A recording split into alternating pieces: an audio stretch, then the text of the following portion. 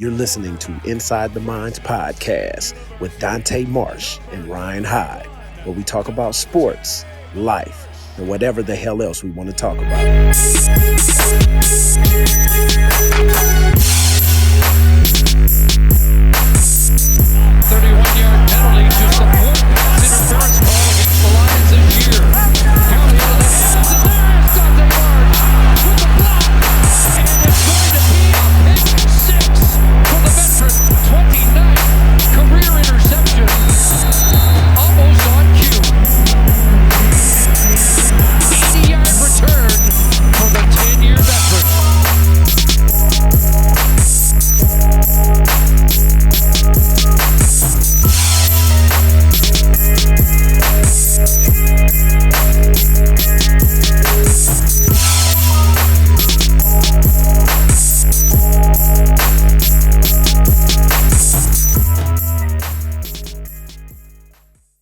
Welcome to Inside the Minds podcast with myself, Dante Marsh, and Ryan Hyde, my co-host. Tonight's guest is a real good close friend of mine, was a teammate of mine for many years up in the Canadian Football League. Hall of Fame, number one. All-time CFL pass catcher, longtime BC Lion, and just like I said, a very good friend of mine, almost brother-like, Mr. Geroy Simon. What's up, fellas? Thanks for having me. I appreciate it. Of course. I've been looking forward to this shit. Thanks for coming on tonight, Geroy. Yeah. Thanks for having me, man. I'm excited. I'm excited to be on with you guys. It's not too many times that you get to get on with a brother, a teammate, a friend, someone that's near and dear to me. So I'm excited to be here.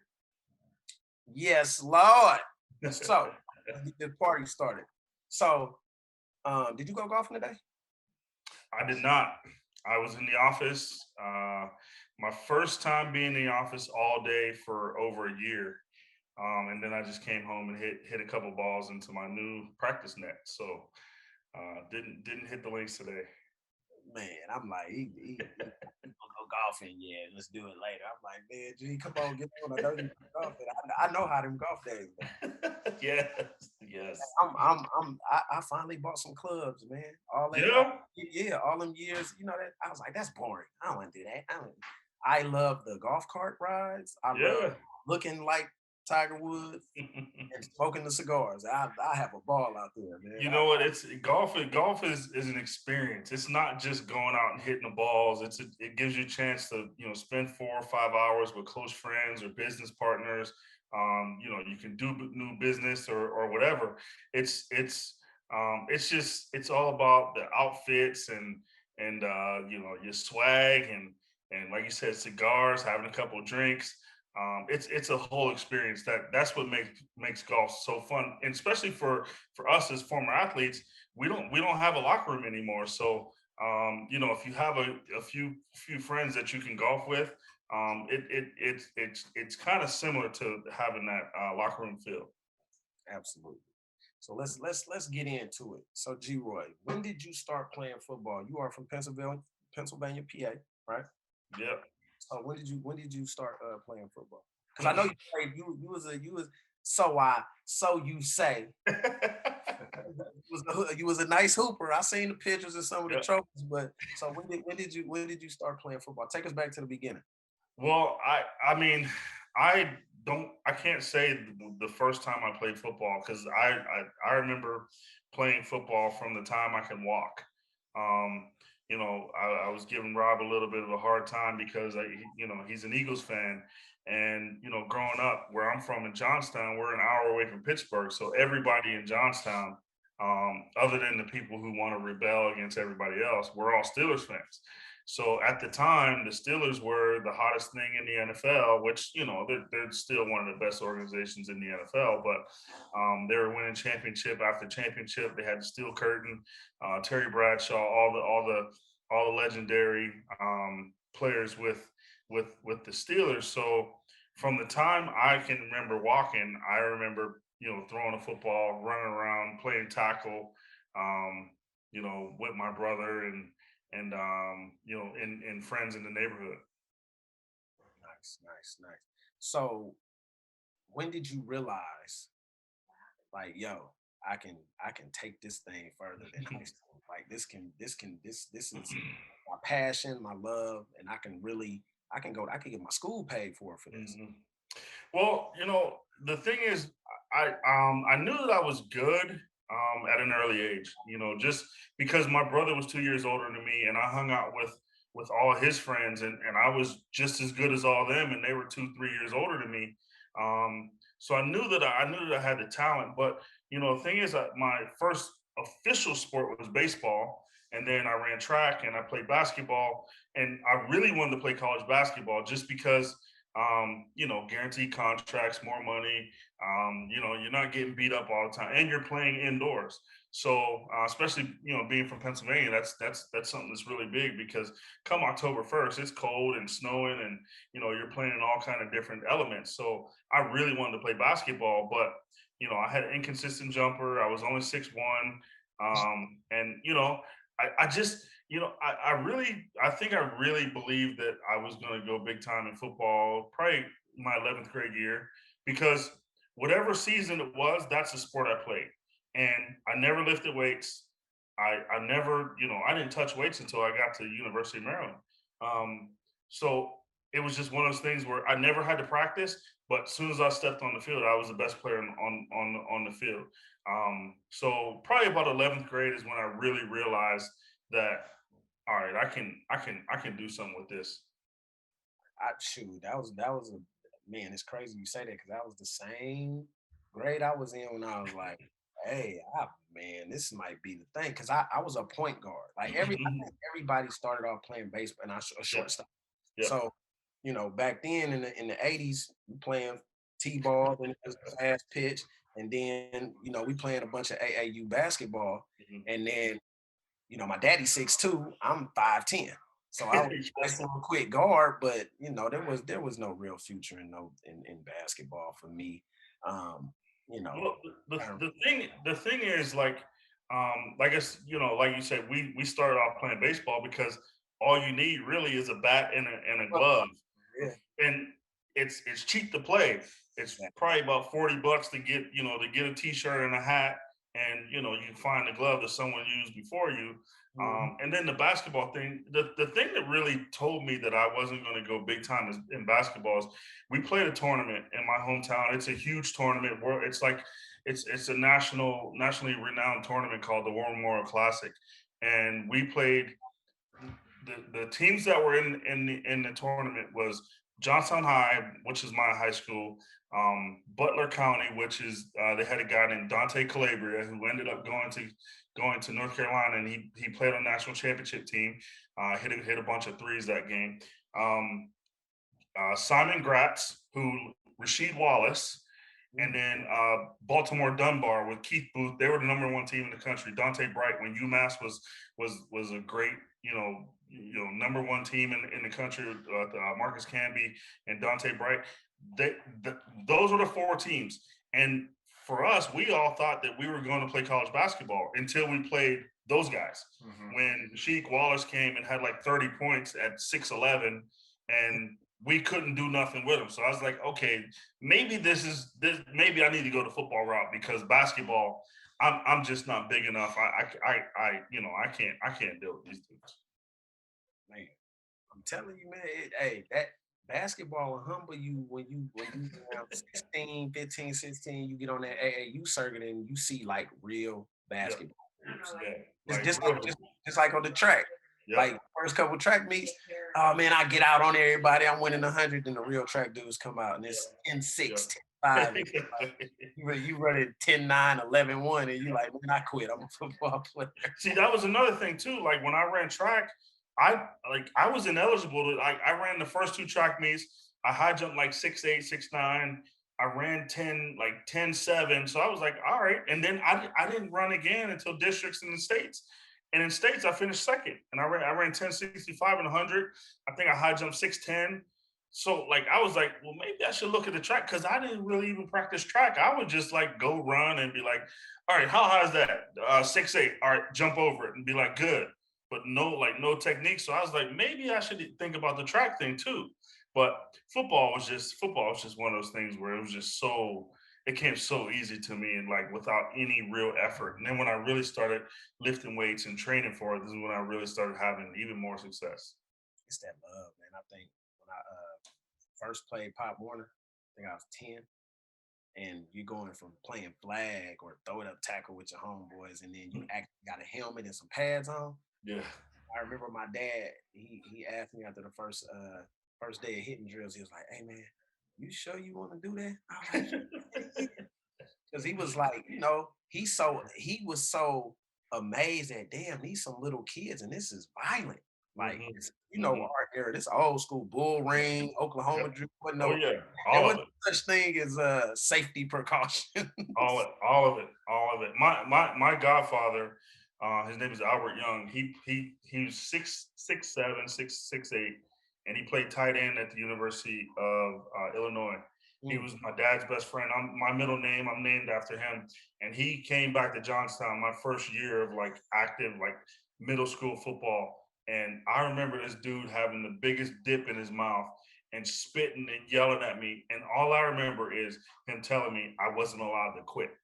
Like no matter what happened, no matter what went on, he was like, yo, you're not allowed to quit. Like we're doing Oklahoma drills and my boy Eddie Spranger was big, huge, like tough kid. He was smashing everybody. And I'm like 100, probably 90 pounds.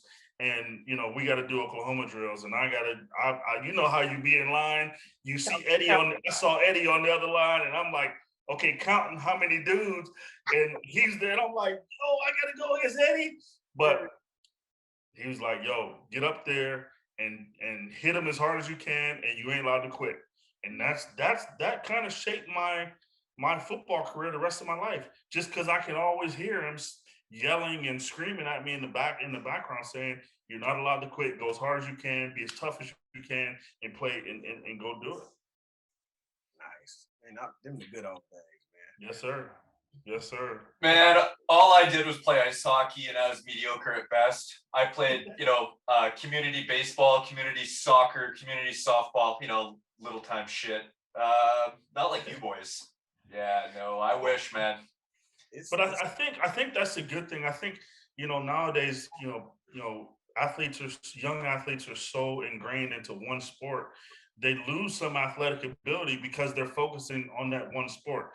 I know that, I think I got my best work as an athlete by playing basketball. And then I got my long speed from running track. And, you get your hand-eye coordination from playing baseball. So, it's one of those things where, kids are they're so ingrained to just play the one sport and focus on that one sport all year that they lose a little bit of athleticism and even learning how to deal with controversy and dealing with trials and tribulations, because they're probably the best at that sport and because they do it all year round and specialize in it. Yeah, I think the issue, like guys like me, exists now, like former player that's training these young athletes.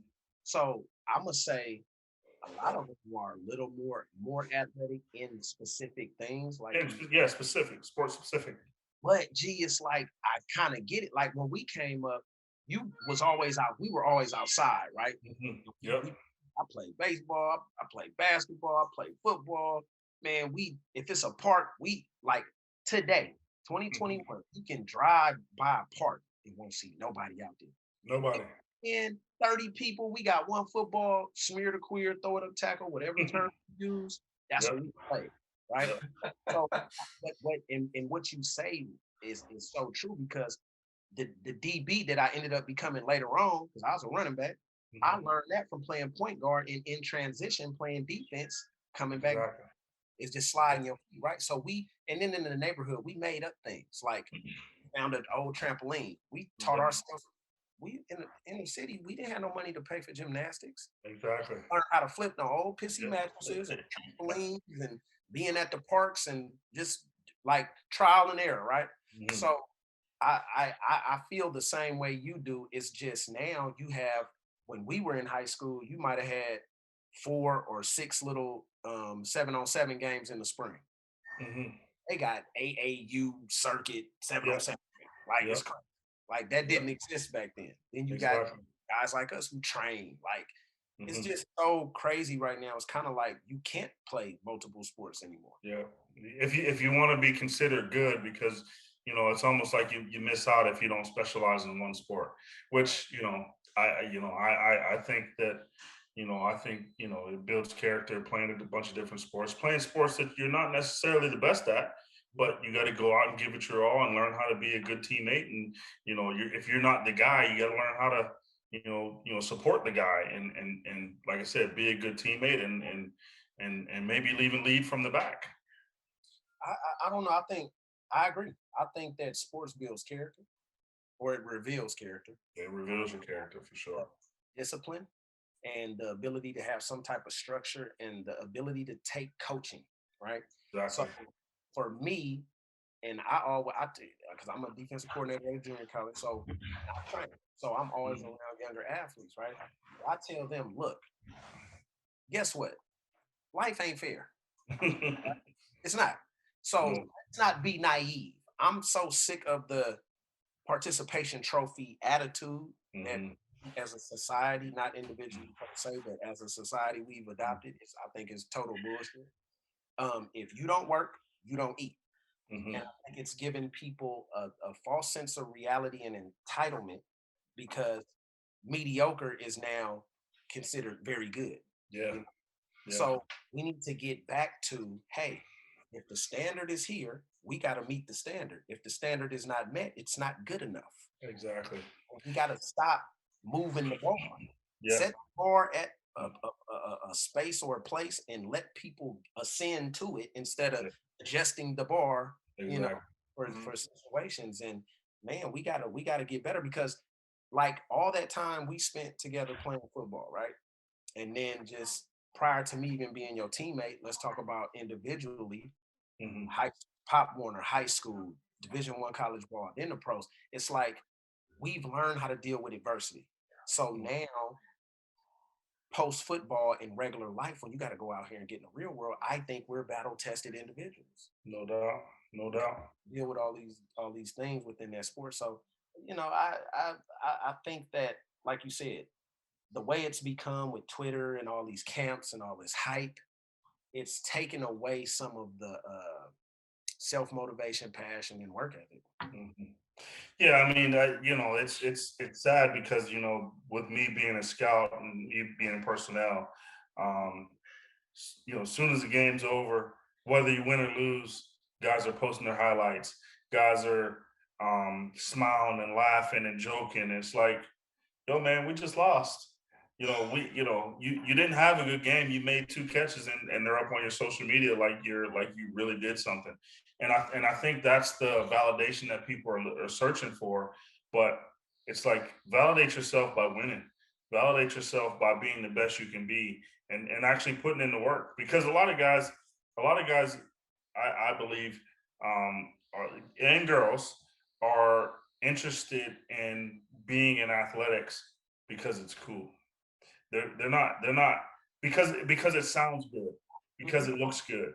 You mhm. know, if you look at all these guys who go to these camps and go to on these visits and at Division 1 schools, and then they have the uniform on, but then you find out that you last maybe 4 months ago you were at University of Florida at a visit with the uniform on, and then you go to a Division 2 school, but you never hear about that. You know what I'm saying? So people are looking for the validation in the wrong way for the wrong things.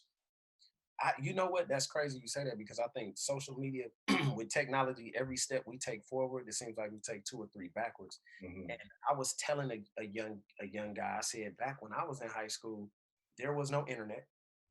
It was what at the towards the end, like when I got to college, it was AOL dial up. Yep. Yeah. There was no Google, there was no Twitter, Instagram, Facebook, MySpace. There was no cell phones like that back then. I had a paper. You remember pages, G? Yes, Had a sir. paper. Yes, So sir. I had one of yeah, those. and a VHS highlight tape. There was no huddle. And Mhm. coaches actually had to travel. They had to spend some of that money and come see you to see Mhm. if you are or were who they thought you were. So you're absolutely right. I think this microwavable McDonald's instant gratification, I'm gonna take the elevator, not the stairs mentality, has hampered A lot of people. a lot of people. And even watching the NFL games, I'm looking at some of the defensive back play, and I'm like, well, you getting paid all that money and you making those type of mistakes? Mhm. The player development is gone. You know what I'm saying? It's just everything is just now, and it's beyond me that these young people have the resources that they have nowadays with guys like us. Like I couldn't talk to a me or you back in the '90s. That Yeah. would have cost a whole lot of money. Well, yeah, I think the internet. I think the with the internet, anybody can create themselves to portray what they want, and a lot of people are very successful at it. But you you know, I think in athletics, you can see the real players, the guys who really get after it, are the guys that are constantly winning each and every year, as opposed to a flash in the pan who's kind of here today, gone tomorrow. Yeah, I think these guys are so preoccupied with wanting to put on a facade or Mhm. portray being Yeah, man instead of really being the man. Right. exactly, exactly. Let's talk about the Terps. Let's talk about going from PA to Maryland and becoming a Terrapin. Talk to us. Well, the reason why I went to University of Maryland, it, Maryland was the perfect school for me, academically. Although I wasn't the best, student,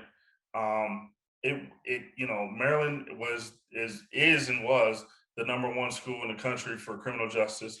I wanted to go into either law enforcement or Secret Service, and Maryland was the number one school for that. And then athletically, Maryland ran the run and shoot. So I knew I was going to catch a ton of balls because I caught a ton of balls in high school because we ran a form of the run and shoot. So I knew that um, if I go to Maryland, it's far enough, it's far enough away from home, but close enough that I can. I'm just far enough away that people won't be driving down the road, seeing me, distracting me, but it's close enough that I can get home if anything happens. Um, so yeah, Maryland was a perfect setting for me. I knew I was going to play right away when they gave me my scholarship offer. Actually, I was supposed to go to Fort Union Military Academy because I didn't in Virginia because I didn't qualify with the SAT, and then I qualified late. And once I qualified, it was like July. They called me within a week and was like, we got a scholarship for you because I was gonna go to Fort Union, then go to Maryland. I was still gonna go to Maryland, but they called me and was like, we got a scholarship. We had one guy. He's gonna come in January.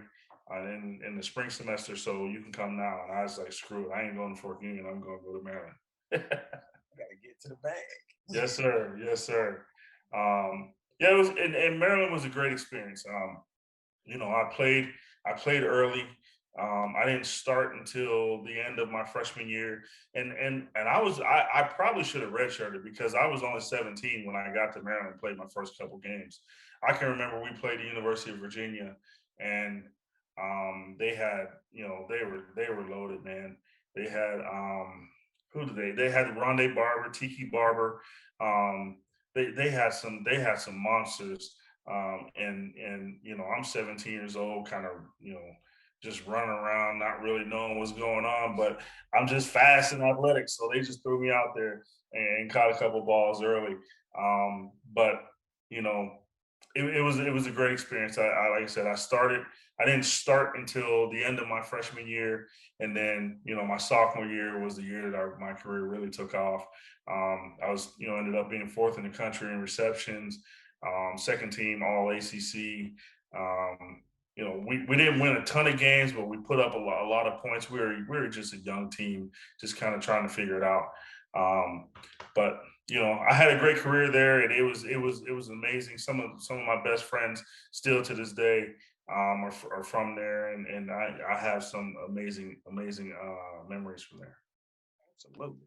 So how was it in the ACC going against Florida State? It was real. It was real. Like you know, You played against Trey Bly too, didn't you? I played against Dre Bly. I played against man. I mean, we played against it. Every week it was someone else. Every week it was someone else that was number one this in the country, number one defense in the country. Like Florida State, man. When we played my first year at Maryland, we played the second or third hardest schedule in the country, and the second year was no different. Um, every year Florida State was ranked nationally. We played. They weren't in the ACC, but we played Penn State when they were they went to the national championship. We played West Virginia when they went 11-0. There are so many teams. If you think about ACC basketball, how athletic and how fast, and that's ACC football. It's the same thing. Fast, athletic, not overly big guys, but like super athletic guys that skill level is. It's not your Big Tens. It's not. It's not a smash mouth conference. It's the upper echelon of fast, athletic, throwing the ball. Top tier guys. Out here on the West Coast, ABC Saturday morning. Yes, sir. Yes, sir. Yeah, Yes, sir. Growing up, the Rock Prestons, the Warwick Guns, Florida State, the ACC, like North Carolina, NC State is in the ACC. NC State, Wake Forest, Duke, yep, Virginia. Yeah, it was ACC was every week. I'm telling you, every week we were playing against somebody who was going to be a first round pick. I remember Florida State. They had Derek Alexander, Renard Wilson, Derek Brooks. I mean, that's like they had like 5 first rounders. Yeah, that's great. And both their ends went in the first round, Renard Wilson and Derek Alexander. And I can't remember who their inside guys, but they had Derek Brooks in the middle. They had who did they have? Samari Roll, and he was a backup. Byron Capers, who played in the CFL, he was a draft pick. I mean, I think their whole defense got drafted. And then Charlie Ward, he won the Heisman. Danny Cannell was the game that we played in my freshman year. Danny Cannell Charlie Ward got hurt, and Danny Cannell started, and we both. I think he threw for like 600 yards, and Scott Milanovich, he was former NFL, CFL head coach, who's now the quarterbacks coach in Indianapolis. He was our quarterback. He threw for like 500 yards. We counted for over like 1,100 yards that game. So it's nuts, man. It's nuts. The ACC was loaded with talent back then. When you're playing against that kind of competition, Geroy, did you start to feel like overwhelmed a little bit, or did it just push you until just keep going with it, right? No, like I said, like when I was younger, I played with all older guys, so I always stepped up to challenges like that. I would have like the funny thing is when we would play teams that weren't very good, the Dukes and the Wake Forests, I would say, oh man, I'm gonna have a great game, and then I'd have like 2 catches for 10 yards. Mm-hmm. But then we play Florida State, and I went off against Florida State every year because I was never afraid of those guys. Like I was like, okay, these guys are the best. I'm gonna show you that I'm just as good, if not better. So like I said, we played West Virginia one year. I think I had like 11, 12 catches. We played Florida State at Doak Walker at 16 catches. I never feared any of those guys. I loved that competition because that's why I went and played college football, because I wanted to play on the biggest and best stage with the best guys. Absolutely. That's the competitor in you. Yes, sir. So let's talk about, you had a very good career at Maryland, and then like a lot of us was told we was gonna get drafted in this round or this round or this round, and then it not happened. Yeah. So from Maryland, you went to? I went to the Cincinnati Bengals. I tell a story all the time. Who I'm getting calls from agents. I'm gone to the combines. They're like, all right, you're probably gonna be drafted in the third or fourth round. Um, as early as second, like late second, but probably third or fourth round. Um, and then I end up not getting drafted. And to be fair, I didn't have the best combine. I had a terrible combine. I think I ran like 4.5, 4.57, which is like back then I was 4.4 all day. I can roll out of bed and run 4.4, and vertical jumping. I'm a jumper, so I think I vertical like probably 33 at the combine, and then I go, a couple weeks later to my pro day, I had vertical 39. So I don't know what it was. I had a bad combine, and that's probably the reason why I ultimately didn't get drafted. But after not getting drafted by anybody in the draft, I signed with the Bengals as a free agent, and it was just a bad experience for me. It just didn't go well. They had three guys that were, Carl Pickens, Darnay Scott, uh, James Hunden. Um, they had some guys that were, established, and I had no chance to make that team. I don't think I was really prepared the way that guys are prepared these days for when they go to NFL camps, and even the combine. I wasn't prepared. I didn't know what was going on. It was like, oh, you got to invite for the combine. Okay, great. When is it? And you Right. show up, and now these guys have combine training, and going away and getting trained and getting ready to go. Like, I had no clue what was going on. But it turned out great. Oh yeah. Oh yeah, it did. It did. I think the thing is, early in my career, I was just good enough to stick around.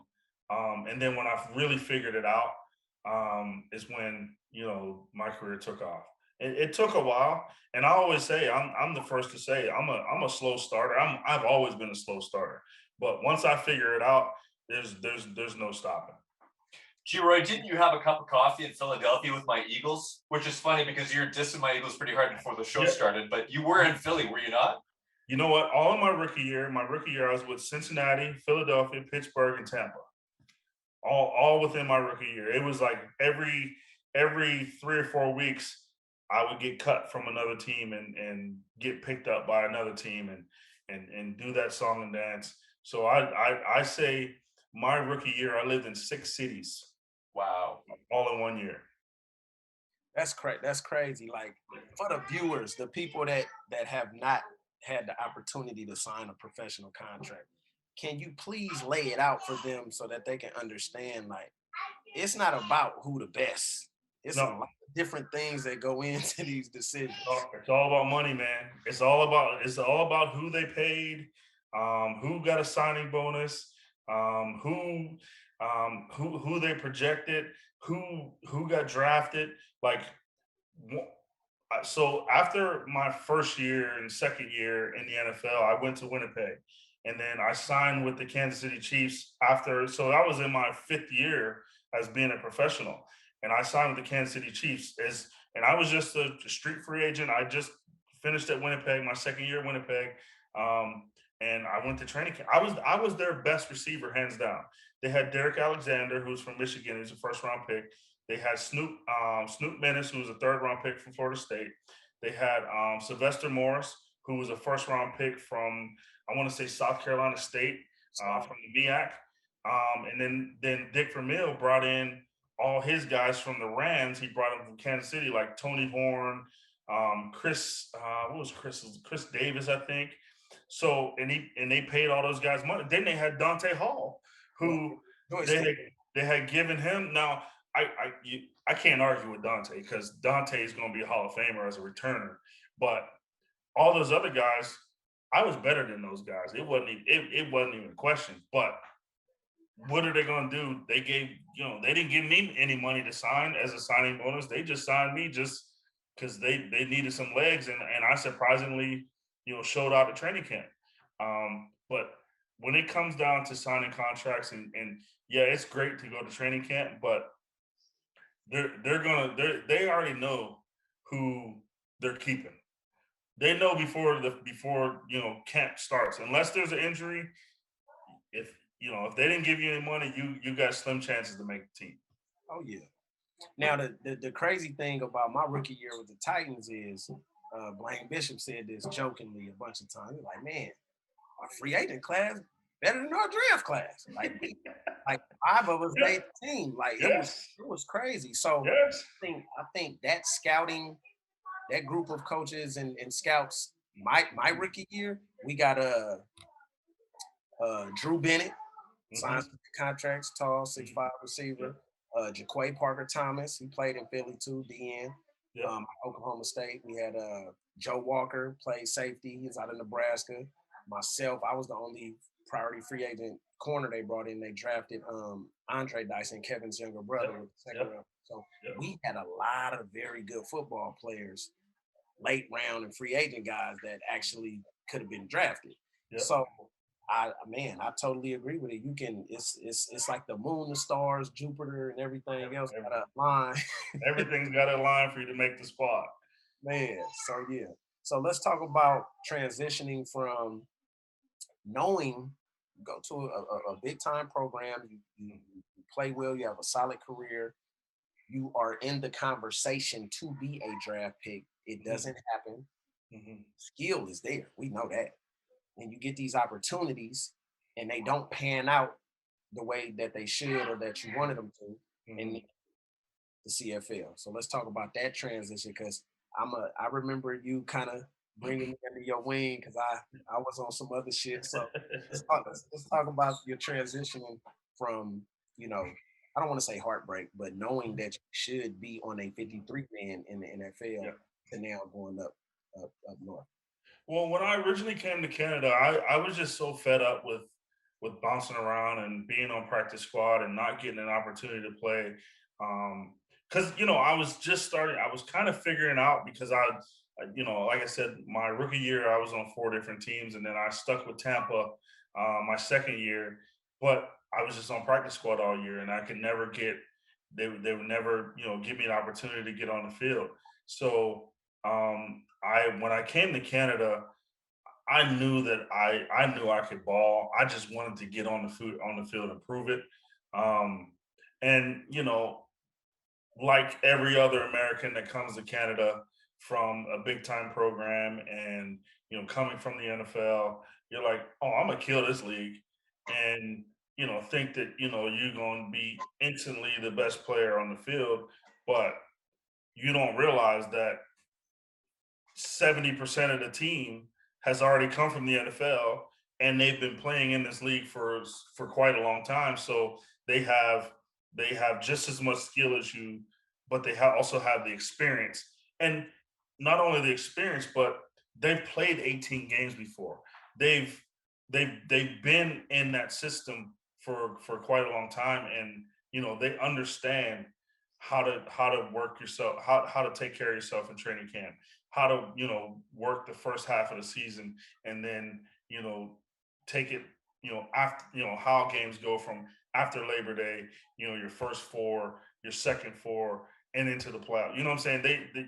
They have the experience of going through that process, and most guys that come and fresh to Canada, you just think you're just going to come up here and ball, but it's a whole nother animal because unlike the NFL, you don't have people running to grab you out ice. You don't have 15 ball boys that if a ball goes out of bounds that they run and grab it. No, you got to go get it yourself and bring it back to the huddle. So just little things like that help you realize that football it's different in Canada, but when it comes down to it, it's an amazing game and it's a fun game, and the game is pure up here. I loved it. Once I got acclimated to it, I could throw balls in the stands, kick in the stands, celebrate. I mean, that was that to be honest, because after that second year of that I was up there, I signed with the Chiefs and Herm Edwards, and they didn't give me no signing bonus because of the shoulder thing. So I sat there for 5 days, like, okay, I'm a chief, and then I was like, man, the hell with this. I'm finna go get some money. Yeah. No I doubt. came on back, and we ended up winning the Grey Cup that 06 year. So No doubt. I'm gonna be the first person to say I matured, not only as a man, you know, being away from home, you know, minus my wife and my son at the time, Mhm. but also all of us like built these relationships that extended way beyond, you No know, doubt. the football field. And I tell people all the time, the stuff that I miss, like, yeah, I mean, at 42, I still am in phenomenal shape. I can run around, walk around. I don't want to play football no more. But No. what I miss the Blu-ray games, the talk, shit talking, the Yeah. travel, and Yep. just us going out together. And Yep. man, we bonded and built some real strong relationships. And shit, I ain't played since what 2014, and you was Mhm. around that same time too. So it's like, man, Yeah. out of the game almost a decade, but still we still tapped in our little group texts and stuff. So that's probably, you know, the money gonna come and go. You're gonna spend it, you're gonna do whatever. Mhm. The things you buy, the material shit, it comes and goes, right? But the thing that I love the most about my career is the relationships that we build, the friendships, No like doubt. long relationships, No doubt. Yeah, the camaraderie is the and the relationships you build over a long career is something that, like, especially with us, because we all grew up together. Like, even though we're 27, 28 years old, we were all still trying to figure it out, and we're all still growing up. man. And for us, to our core group of guys, to play 8, 9, 10 years together, that doesn't happen. That doesn't happen, and that's a testament to not only us but the people in charge: Wally Buono, Neil McAvoy, Bob Obilovich, Bob Obilovich. Coach Richie, Mhm. and those guys. They had the wherewithal to keep us together, knowing that we're still growing together. We're still, and we got such a close bond that it's going to be hard to beat us, because we not only play for the name and the jersey, but we play for one another. Yeah, and we hung out though. See, people don't Exactly. understand, like, we hung out, man. Like, I'm not gonna go into detail, but we hung out. Like, and you know, I renewed my passport, so I'm coming back up there when this thing Yes, lifts sir. up, and I'm there. But I tell people, man, being a California kid, you know, born and raised in Oakland, and it's crazy how I ended up in BC, and Mm. I played in BC for 11 straight years. Like, that was a huge blessing. And you know, guys like you, Carl Kidd, who we didn't get off to the great, ended up becoming such a good friend of mine, and y'all were my OGs because I was 24, Yep. trying to figure the shit out of football for 3 seasons, Yeah. basically. Yeah. And you know, came up there on some hot, I'm hot shit and all of that, you know. And then it took some time because the first few games was kind of rough. I think I think you really had it rough, because playing against a dude like Danny Mack in your first game, playing boundary corner, like, that's almost unfair, because the dude is obviously he's one of the best to ever play in the Canadian Football League, and no matter what, he's taking shots. Mhm. So but it's one of those things that again, it's a testament to Wally to say that, yeah, you might have had a rough game, but we're still going to ride with you because we see the potential. Yeah. And us as a group, rallying behind you, saying, look, yeah, you gave up something, but all right, let's get back on it, and let's go back and do this thing. And that's where the relationships are built, because to have someone's back, and stand behind them when there's trials and tribulations, that lasts a lifetime. Man, I'm telling you, because we had a conversation. I think it's my last year up there. He was like, "Yeah, you know, my sense is not taking nothing. People calling for you and Sam's head, and you know, I knew better though. I knew better, and look where we are today." So Exactly. you know, I finally had a conversation with him, and we Hmm. buried that little hatchet. But Hmm. like I said, it you know, it was business, Dante. It's always business. You learned and it was business. But it was, I don't want to get emotional, but we had a very special group for a long time. Yep. Yep. And I appreciate you. Yes, sir. No doubt. It was bigger than football. So always. Great times. Yes, so let's sir. talk about being inducted into the CFL Hall of Fame. Cause like I played with you. So we're just gonna turn into almost like a little, conversation. So I played with you. So I practice against you every day. So I had to tell people like, yo, like even this was the dopest thing about our team. We about to go play Saskatchewan, right? Earlier on, and they had Eddie D and my man Omar and G were like, Marsh, come here. I need you to play the boundary corner. Yeah. That's this. People don't understand the importance of this shit. Like I was a starter since day one. Yeah. I would go and play scout team. Yeah. Nobody told me I would do it on my own because I'm working my craft. And we were so our practices, people don't know, our practices were so crazy, especially once we got the addition of my man, my brother from another quarterbacks, right? And it got so turned that I'm not even gonna lie, our practices in Surrey was harder than the games.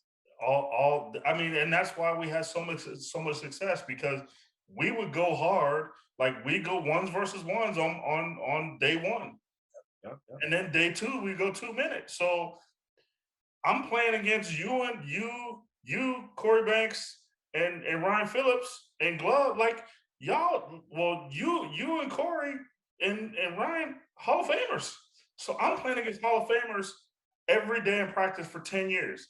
Do you not think that I'm not going to have success against whoever DB? But it was the other way. We was like, I got a man. Nah, G, I'm gonna get in your ass. I gotta figure this shit out. He's so smooth. You know what I'm saying? So man, it just made. I'm really now reflecting because dude, Dave Dickinson. He's the best quarterback ever. I don't think I had an interception in the years I played in practice against him. Wow. Like when people ask me who the best quarterback, without hesitation, Dave Dickinson is the best quarterback I ever played with. Like I'd run a route and I'd turn around and the ball would hit me in the chest. And if I was the first read, third read, second read, it doesn't matter. There'd be time I'd be running my route and break. As soon as I break, the ball hits me in the chest and I just keep running. And that's how easy he made it for me. He was unbelievable. And you've seen him, right? When I first got, I'm like, that can't be like, he looked like a trainer or somebody that played tennis. Dave is unassuming. Played a couple years with the Chargers. Dave is Mr. Montana, right?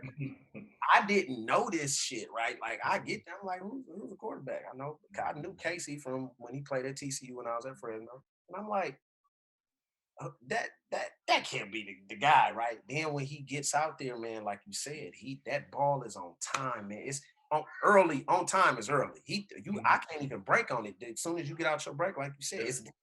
So it's like every day we going. Then like my first year, Chris Brazzell, who was making people pull hamstrings. Frankie Cotillo was I love Frankie, man. Like he had a phenomenal 2 years, like right. Who else we had? P. Jack, Thelwell, Ryan Thelwell. Claremont. Yep. We had some serious dudes. Yeah, so it was so ultra competitive, and then like I keep saying, we all hung out afterwards all the time. So we play for one another, man. Yeah, it's dope. So going from having this great Hall of Fame career, which I was privy to, as a teammate, and then that segueing into working for the organization. Did you foresee that? Was that like the next step for you? Were you already planning that? Was that always a part of the plan, or coaching? Yeah, so when you play, my goal was always to play 10 years. Yep. professionally. And then when I hit the 10-year mark, I was like, man, I'm just kind of getting started.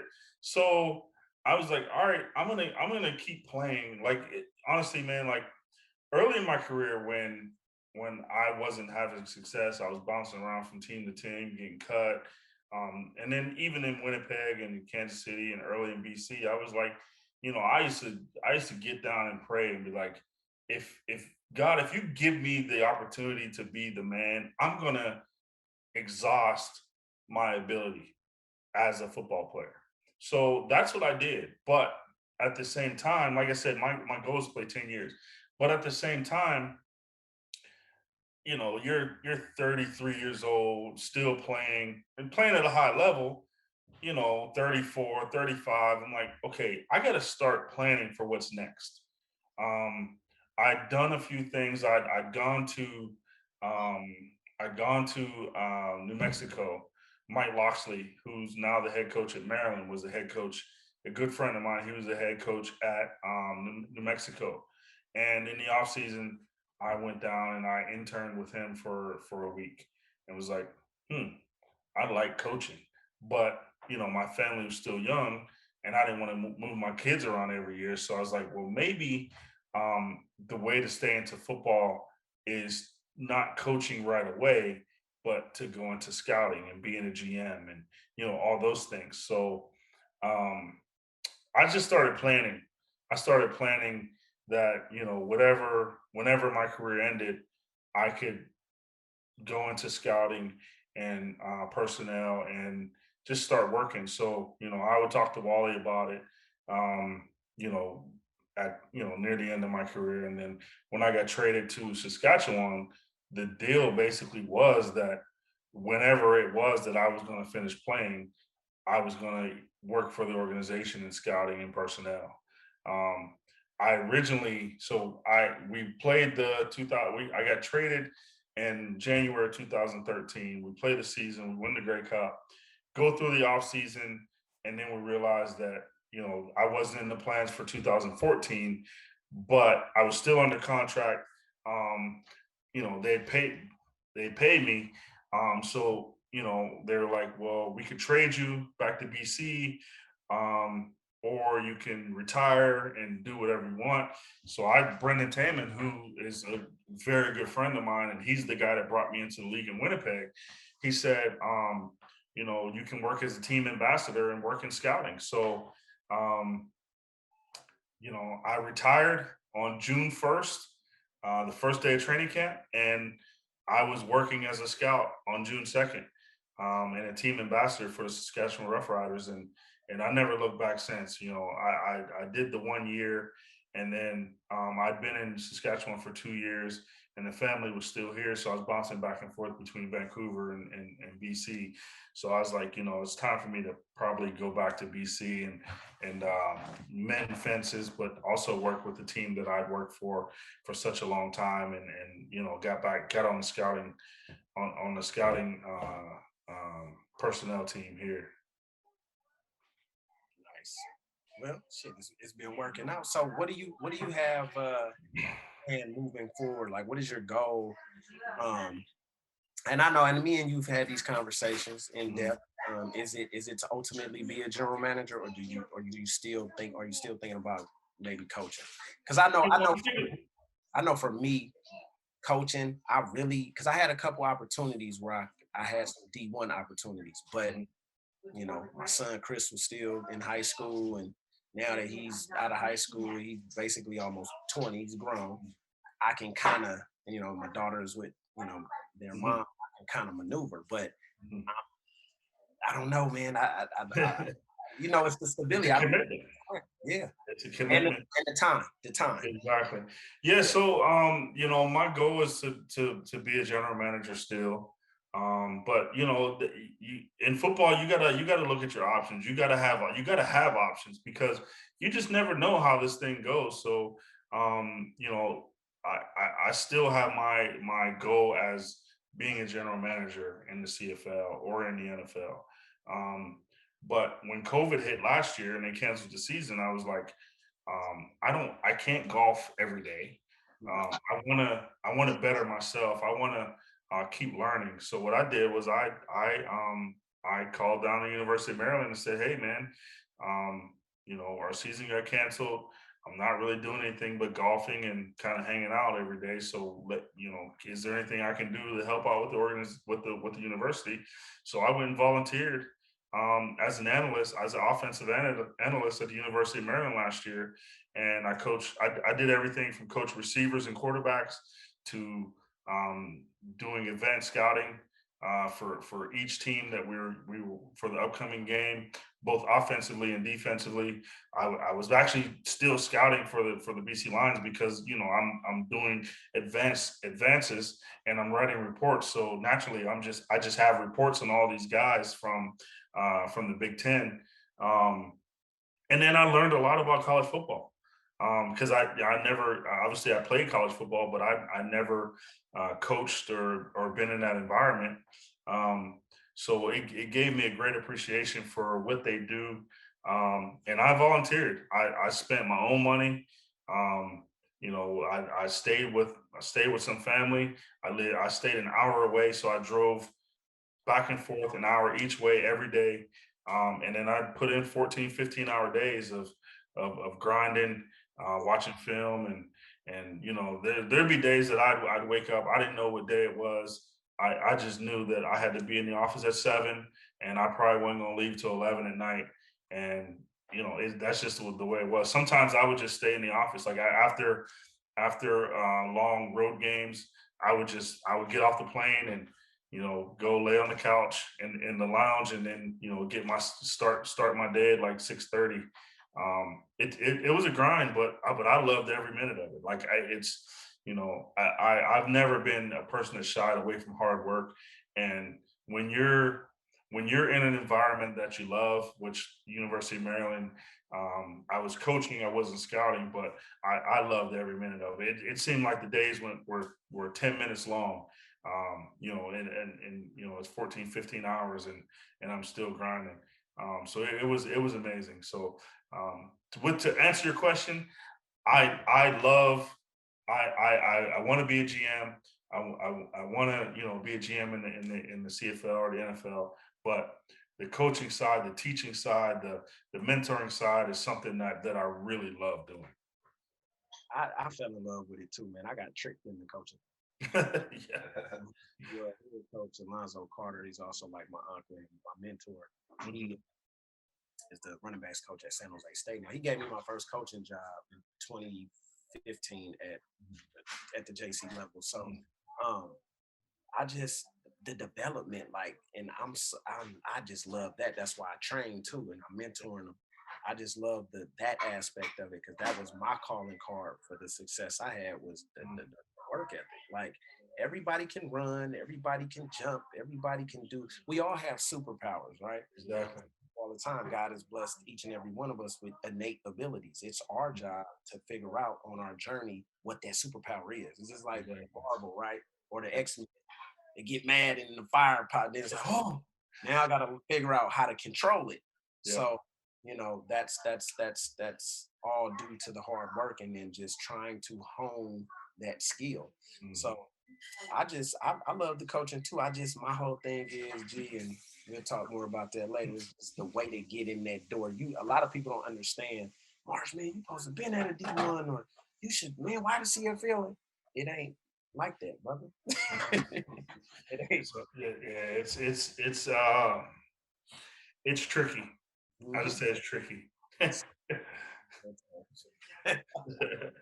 No doubt. Geroy, how did it feel to break Milt Stiegel's record for most career receiving yards? Oh man, it felt amazing. It was something that I never dreamed it would be possible when I got to the league. My goal coming into the CFL was to receive for 1,000 yards and get back to the NFL. And then to break Milt's record at the time, I think it was 15,000 something. It was something that after a number of years, when I got close, I said, this is possible. This is something that I can do. And for me, I always want to leave a legacy. I want people to remember what I did when I stepped on the field. I did it at all levels that I got a true opportunity. I did it at, high school. I did it at Maryland, and it was fitting to do it here. Um, but it was just one of those things where Milt was a guy that I looked up to. He's a guy that I aspire to be better than.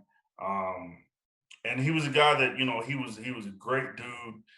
He worked his tail off, and he had huge success. So to come into the league and basically be his understudy for the first couple of years, and then to have the opportunity to break his record was something that meant a lot to me. It meant a lot that I had the opportunity not only to share it with my brothers and all the people that put in the work with the BC Lions, but my family was in town. The Simon family, they roll together, they roll hard. So to break that record, I had like 16 people there, came from 3,000-4,000 miles away. And then to do it at home with my teammates, the guys that I love, the guy, like I said, Dante, Corey Banks, um, not Dave Diggin, but Travis Lulay, guys that I played with for such a long time, and guys that really meant a lot to me. Was something that was truly special. Milt is very, very admirable. Just the way he carried himself throughout his whole career. Just a class act from day one. Yeah, I mean, he you know what, he showed you how to do it. He showed me how to do it. Not that he physically took me by my hand and said, "This is how you do it." I just watched from afar and said, "This guy is a true professional. He takes care of his body.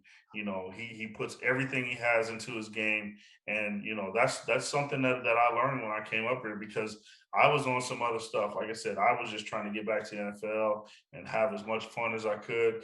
But watching Milt was like, all right, this is how you be a pro, and it helped me. It helped me play for 15 years in this league. That's what's crazy is did the same for me. Exactly. So Exactly. when I lived in Atlanta for 7 years, we used to train in the off season. Gee, you came by the house that time. Yep. So Yep. we would have literally Terrence Edwards, Robert Edwards, um, myself, Corey Banks, Otis Floyd. Like we literally had like 7-on-7 training. Yeah. Like, it was so serious. And Milt, shout out Milt Stiegel. He's one of the reasons why that slogan even came about.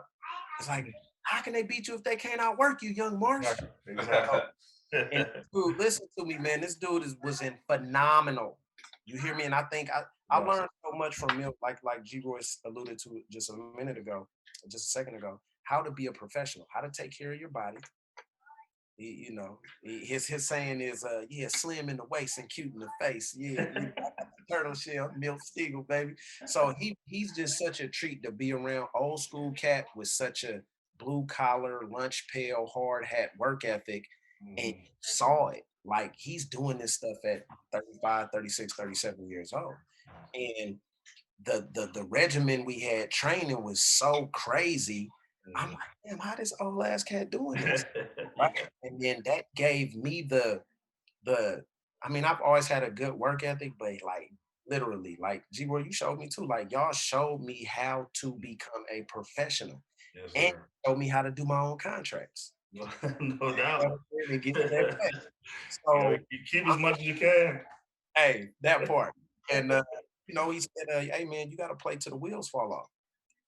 And I was able to do that. G-Roy, you was blessed and fortunate to do it. Corey, Ryan, and a few of us that got to play 10 plus years in professional football. So yeah, I going back to what I said earlier, the relationships, dog. It's some phenomenal people. And like you said, you watch from afar, just like we did a show earlier a while back, and it was like Arlen Bruce, David Sanchez, like got Blink, like guys that played on other teams and you kind of like got dislike for them and because you're competing against them. But then when they become your teammates and they're in your locker room, you're like, wait a minute, this is a cool dude. Like Exactly. I go to war with this dude.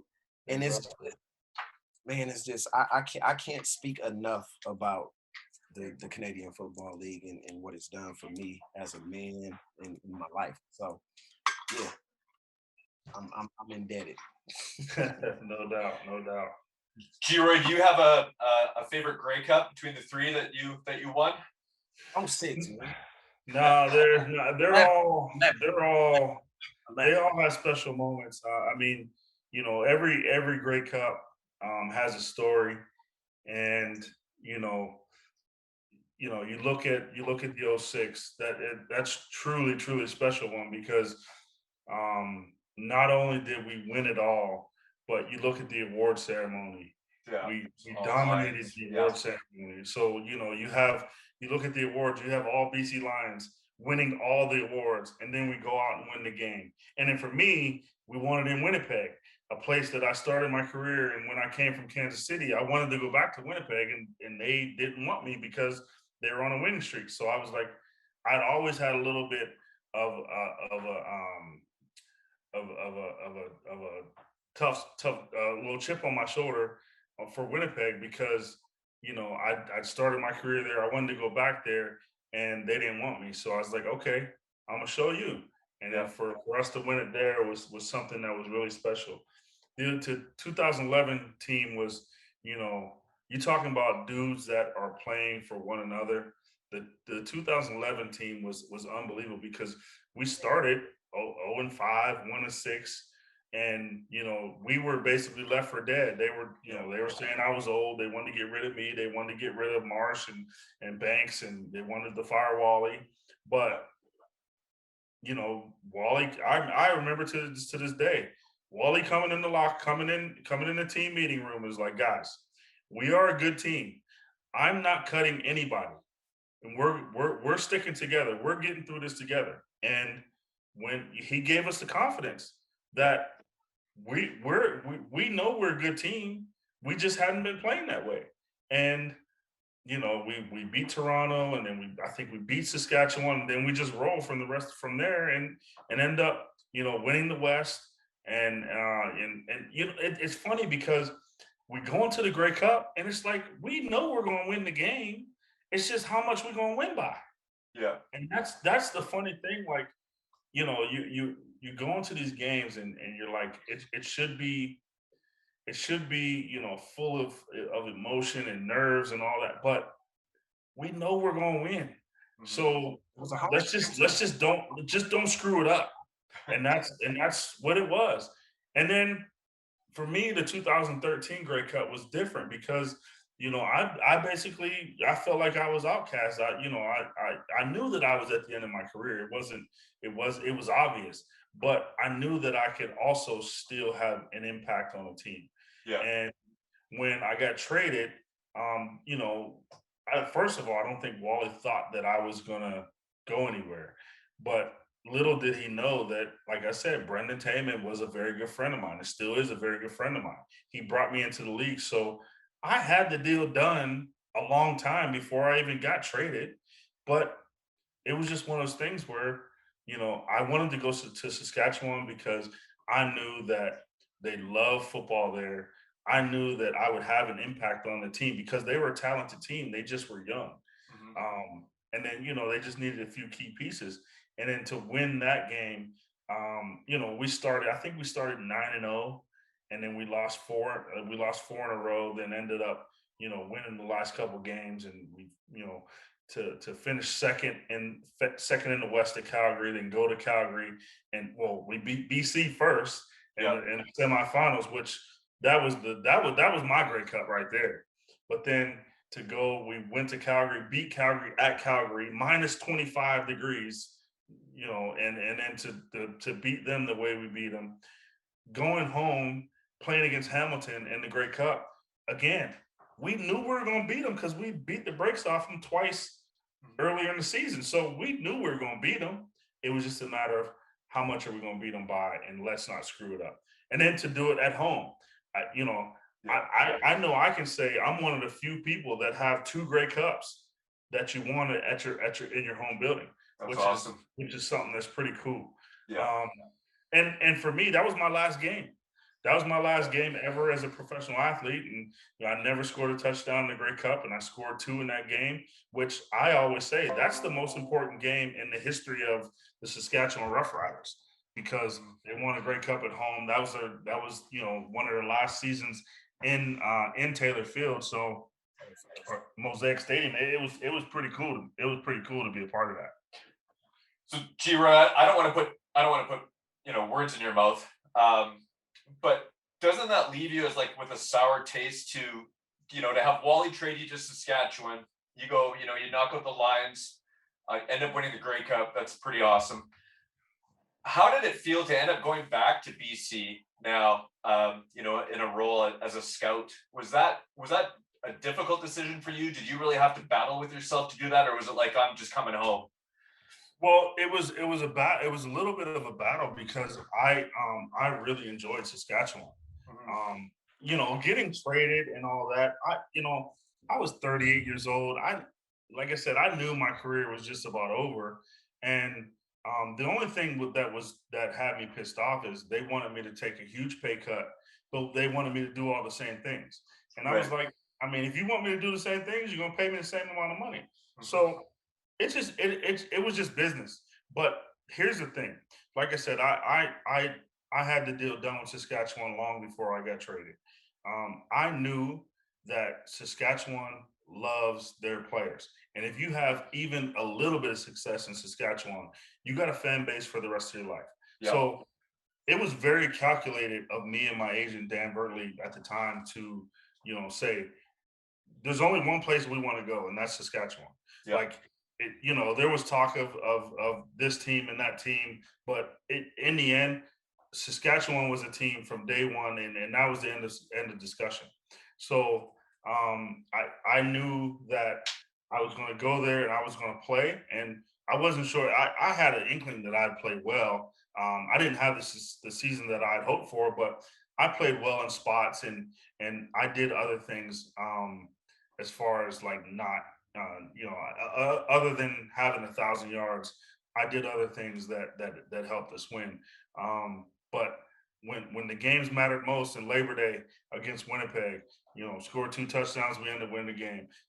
Grey Cup, scored 2 touchdowns, we ended up winning the game. Those are the 2 biggest games of the season in Saskatchewan. And when it called for it, I played well.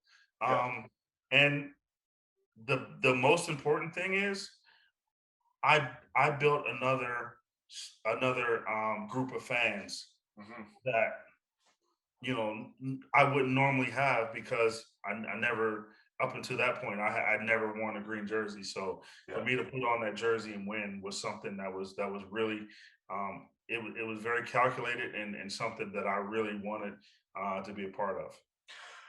Those Lions fans are lifelong fans, but also too is those watermelon heads. They're also lifelong fans too, right? So you know what's funny, man? Like any sporting event, and I want you to do this. Any sporting event you watch on TV, look in the crowd.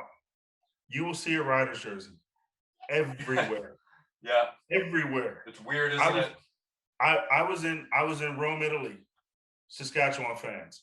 I watched the Masters. You'll see a Riders jersey. I was in Arizona at a hockey game. Riders jersey. Every time I go to freaking Mexico, 1 million Riders fans. They sell Riders flags down there. So like they're everywhere. They're everywhere. Yeah, that's crazy. And to also because of Mike Edom, I am a closet Rough Riders fan.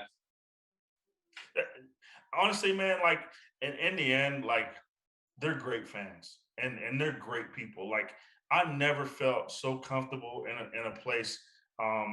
And Mark and Dante can attest to this. Being a Black man, and going some places where you're the only Black person, most times you're very nervous. There were thousands of times that I would go somewhere in Saskatchewan. I would be the only Black guy in the place, and I felt so comfortable. And you can't say that if you're in the U.S. I'm sorry, you just can't say it. But when I was in Saskatchewan, I never felt uncomfortable, no matter where I was. And I was in some small towns. towns where there's 400 people in the town, and at the event there's 375 of them. So Saskatchewan Rough Rider fans are some of the best fans that I've ever experienced. They passionate. Remember, we got The pennies and batteries. we playing. This is I want to say like '08, and we playing, and Yep. they throw a hitch, and I get there like right simultaneously, and I strip the ball. So Mhm. they give us the turnover. So we clowning around. I'm talking crazy. They silent. So we run back to ours, and I throw the ball in the stands. And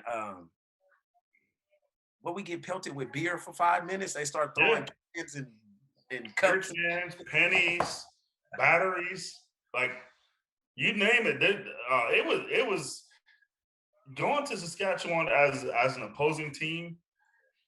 It was rough.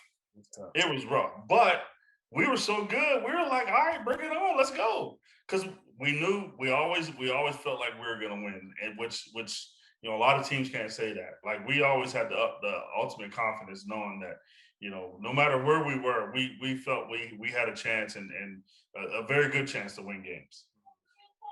Definitely, definitely.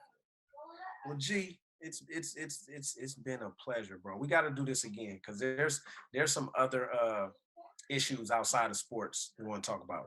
Yep. Definitely, like we talked about before. Me and Ryan, and we man, I love the way we just it's a platform, bro. So, real quick before we get out of here, what other things are you involved with? Um, NBC and community type things, and what you're doing outside of just your scouting and your working for the organization. So I mean I do a number of different things. COVID has kind of put a halt to a lot of things. I work with Game Ready Fitness here in Vancouver, where we train, mentor, and help educate young athletes from all across the province. We help them try to get university scholarships, whether it's football, basketball, baseball, whatever. But we have our 7-on-7 team, which is football, and we do everything in our power to get these guys prepared and have an opportunity to play football on the next level. To this date, we have about 38 guys that have played college football that come through our program. The most recent is Keaton White. He was a walk-on at Montana, ended up getting a scholarship after one semester just because his skill level is through the roof. And that's we helped him, but that kid is amazing. um, I work with a commercial cleaning company called Arcuda Services, and we do some big time commercial cleaning all through North America. 75 grocery stores in the U.S. and a lot of retail space up here in Canada. So that's just kind of a little side gig and a little something I did during COVID just to kind of help keep me busy. I work with a group of kids. We call Game Ready Fitness, and we do everything from training, tutors, mentoring, um, dryland training. We raise funds for these kids to go to camps and get seen by university coaches. And play 7-on-7. We travel to Vegas just about every year for the last 5 years, taking them to tournaments where they can play in front of thousands and thousands of spectators, and it's been pretty good. I think we've had success. We Up to date, we have 30 plus kids playing some form of college football, whether it's in the U.S. or in Canada. So up to this point, it's been a success. And probably I'm going to give it the next 3 or 4 years. We're going to have a kid playing either in the NFL or the CFL. Wow, that's awesome. It's definitely saying something. Yeah, I think we're a bunch of former athletes with Game Ready Fitness, and Game Ready Elite 7-on-7, where we're a bunch of former professional players that wish we had the guidance and the push to get these guys going in the right direction. And once they go on to university, we can continue to be mentors and be a sounding board for some of the things that they experience. So I just think it's a win-win for us because we're giving back, and then for those guys who they have their university coaches, they have their programs, but then they also have us to give them that extra push. Yeah, for sure. So the big news yesterday actually was the announcement of the CFL season, that we're actually going to get one this year, which is very good news for Canada. I guess my question for you is, how close down to the wire did it come? Did you think it was going to happen? Yeah, I truly believe that we were going to play. I believe that we were going to play all last year as well, up until the point that they said that they're canceling the season. But I was pretty optimistic that we'd play this year. I know that not that we couldn't afford to not play financially, because when you have owners who own professional sports teams, they're not going broke even if you don't play.